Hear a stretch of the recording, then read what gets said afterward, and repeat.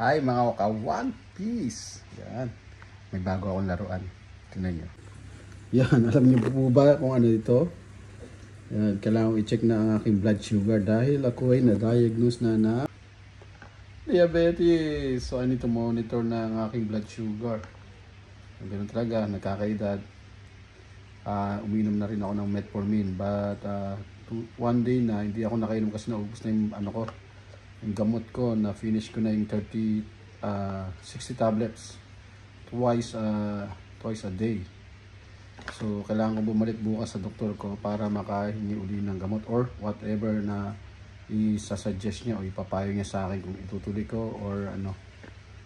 Yes, so check ko ngayon yung dugo ko kasi wala pa nga akong gamot na naiinom. Okay, pakita ko sa inyo.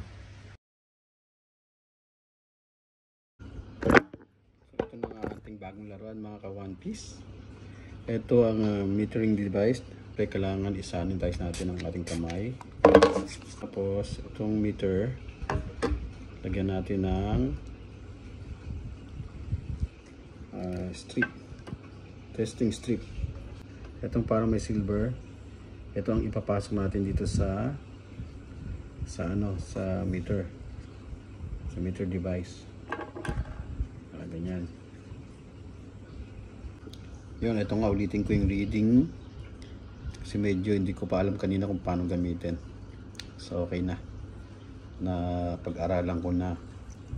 Okay, so ito may bago ay ginamit ko pa rin yung lancet na kanina, nilinisan ko lang kasi nag-try na ako pero tumagal yun so ulitin natin. So again, kukuha ako ng isang tester. So again, ito yung silver color ang ipapasok sa loob dito. Yeah. Insert natin. Yan, after ma-insert, yan, makikita mo na yung line. Tapos kailangan na ng blood. So, okay, again, push ko to. Yan, pagka-push, tapos dikit mo lang. Ayun, naramdaman ko na. Tumusok na siya. So ayan, may blood na, may blood. Yan. Lalagay mo lang sa tip. Yan. Makikita na natin ang result. Ayun. Ang reading 8.9. So it's green. So 8.9 ay nasa